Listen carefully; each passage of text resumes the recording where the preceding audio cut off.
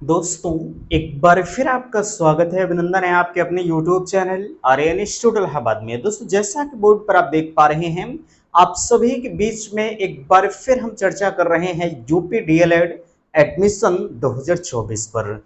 अगर देखा जाए तो लगातार आप सभी के कमेंट आ रहे हैं कि भैया आखिरकार जो यूपी डीएलएड एडमिशन 2024 का पोर्टल है, आखिरकार वो कब तक ओपन किया जाएगा।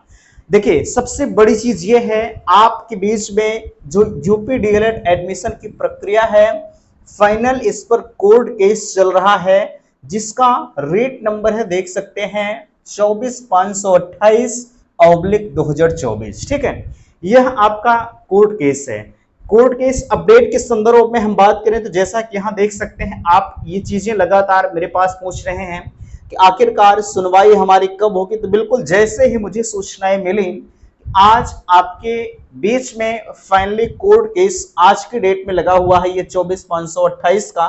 ठीक है, तो आज इस पर सुनवाई होनी है। ठीक है, अब आप कह रहे थे कि भैया अगर आज सुनवाई नहीं होगी, बिल्कुल आपके मन में सवाल जरूर उठ रहा होगा कि अगर किसी कारणवश आज के डेट में हमारी सुनवाई नहीं होती है तो ऐसे केसेस में क्या हो सकता है, क्या नोटिफिकेशन आएगा कि नहीं आएगा, कहीं सत्र शून्य तो नहीं होगा। ये सारे डाउट्स आपको सता रहे हैं। ठीक है, तो देखिए, यहां अगर आज सुनवाई नहीं होती है तो क्या होगा, सभी के लिए शुभ संकेत क्या है, बिल्कुल हम आपके बीच में साझा करेंगे। और नीचे यहां देखिए, जो है वेबसाइट में हो रहा संशोधन, फिर से भेजा गया प्रस्ताव और कब आएगा नोटिफिकेशन। तो चलिए हम एक एक चीजों पर आपसे चर्चा करते हैं। सबसे बड़ी चीज ये है, आप लगातार मुझसे पूछते हैं और मैं आपको एक एक सूचनाओं के माध्यम से, या कहा जाए एक एक वीडियो के माध्यम से, आपके हर एक डाउट्स को हम क्लियर करने का प्रयास कर रहे हैं। सबसे बड़ी चीज ये है, कुछ लोगों के ऐसे ऐसे कमेंट आते हैं जिसे देखने के बाद थोड़ा सा इग्नोर करना ही पड़ता है। ठीक है, लेकिन यार अगर हर जो है लोग किसी प्लेटफॉर्म पर मौजूद हैं तो कुछ उसमें से अच्छे हैं, कुछ उसमें से बुरे भी हो सकते हैं। ठीक है, मैं आपको बुरा नहीं कह रहा हूं, लेकिन कुछ लोग हैं जो नाजायज कमेंट करते हैं। बहरहाल उन चीजों को मैं खुद नजरअंदाज कर देता हूं, लेकिन मैं उन सभी से कहना चाहूंगा, ठीक है, ताल ठोक कर मैं कह रहा हूं 100% का कि नोटिफिकेशन आएगा। ठीक है, अब अगर कोई इतना कॉन्फिडेंस ले रहा है, इतनी गारंटी ले रहा है, तो कहीं ना कहीं उसकी बातों में सच्चाई जरूर है। ठीक है, आप माने या ना माने वो अलग का मामला है। ठीक है, अब बड़ी चीज ये है कि अगर आज सुनवाई हमारी नहीं होती है तो क्या होगा। देखिए, इसके पहले भी मैंने आपसे कहा था 1 हफ्ते बाद आपकी डेट लगेगी। ठीक है, जब 28 तारीख को आपके मामले की सुनवाई नहीं हुई थी। ठीक है, तो मैंने आपसे कहा था आप 1 हफ्ते का वेट करिए, 1 हफ्ते बाद आपकी डेट लगेगी। आज वो दिन है जो आज आपके मामले को लेकर सुनवाई है। अगर आज सुनवाई नहीं होती है तो आप कम से कम 1 हफ्ते, ठीक है, 1 हफ्ते से कम भी हो सकता है। ठीक है, 1 हफ्ते, ये अगर टोटल हम बात करें तो 10 दिन से ज्यादा समय आपका नहीं लगेगा नोटिफिकेशन आने में।